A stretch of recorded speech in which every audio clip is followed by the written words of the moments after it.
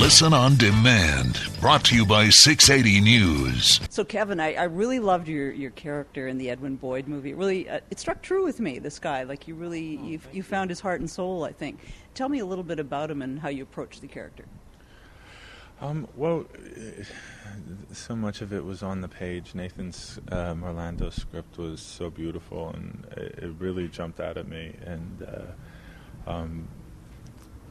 it informed me about the Boyd gang. I didn't know about them, and I got obsessive and read everything that I could find, and went searching for nuggets of information on him, because most of the literature is based around Edwin, and I would find little pieces and started to connect the dots, and then through long discussions with Nathan, we tried to really find the humanity, the soul, and the heart, as opposed to just playing like an archetype kind of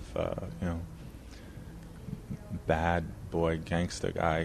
This was a man that was very much in love with his other half, and we really fought to put all of that across. Yeah, that was the nice thing about the movie. You really made these people real, and really they got into it just really for the money, really, wasn't it?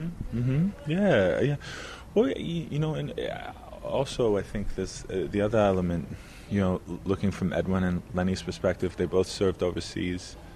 They're both in the line of fire, and they were living a heightened sense of. Their heightened sense of reality was through the ceiling. So they come home, and then all of a sudden, I could see how life would maybe seem a little bit drab and dull, especially during the Depression era, and you're also dealing with Lenny coming back home, and all of his friends that he had grown up with had perished overseas. There's a lot of questions of why the hell am I still here, and they're not. And so they weren't afraid of anything in terms of the daring of doing a bank robbery was nothing to them, really. Yeah, absolutely. I think I know that Lenny bartended here in town, and he saw these gangsters rolling in these beautiful cars with these gorgeous women on their arms, and I think that kind of drove him to, I could do that. I could get in there. I could go into that bank and. With the skills he had learned overseas, and Edwin actually said at one point in an interview later on, I think in the early '90s, he said if he had been smart, he would have only teamed up with Lenny, and they'd still be robbing banks today.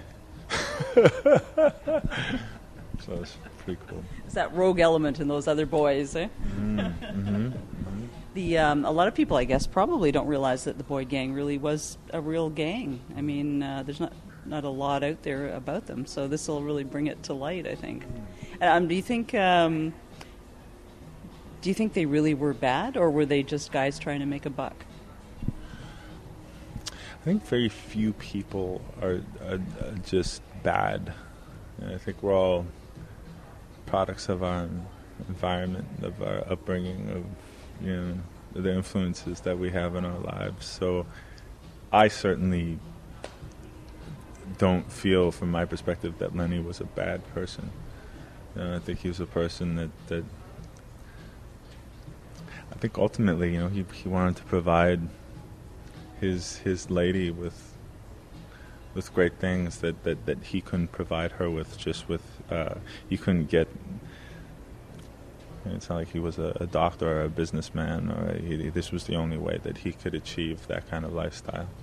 And so I didn't view him as bad at all.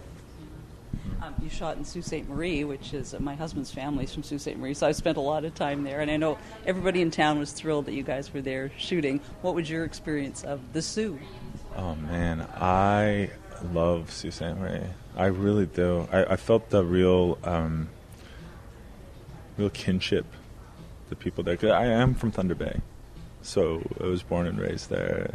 And so to shoot in the Sioux, that's the closest I've ever been to home. And I really felt that in the people, and they were so warm and supportive, and yeah, I hope I get to work there again.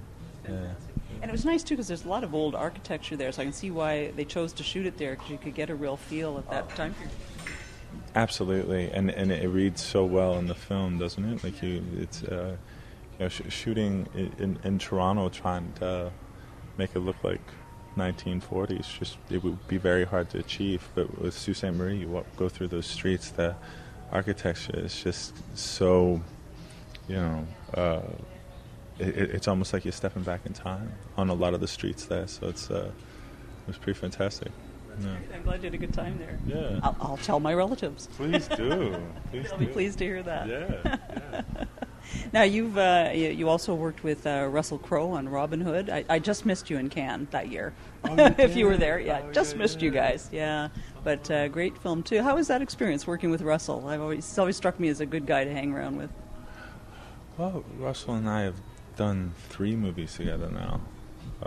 My first movie was Mystery Alaska, and he became kind of like a big brother mentor type, and then 10 years later we did 3:10 to Yuma, and then Robin Hood. And Love 3:10 to Yuma. Love that film. So do I. I love that movie. So yeah, it's incredible to get to work with your friends. And you have a friend that I mean, for me, he sets the bar so high. I'm always trying to aspire to achieving that level of work, and but to have that and also just be like, I love that guy. What a great guy. He's just such a loyal, great fella. One of my favorite people. So it's pretty special when you get to share work with friends like that. Sounds great. Yeah. His work. 3:10 to Yuma. Love that film. Yeah. It was great. You've also worked a couple of times, I guess, with Hugh Jackman. Yeah, Hugh and I did Wolverine over in Sydney, in Australia, and we had so much fun. It was ridiculous, and I think we developed I don't know. There was this. It was very easy for us to work together. And then when Sean Levy auditioned me, he called Hugh and he said, "You know what? I know we were talking about this guy, but this Kevin Durand guy." He was like, "Kevin Durand." He's like, "Hire him." And luckily for me, I got the job and got to rock and roll with Hugh again, and so fun, so much fun. Yeah. Unreal Steel, right? Unreal Steel, yeah. These great Australian blokes.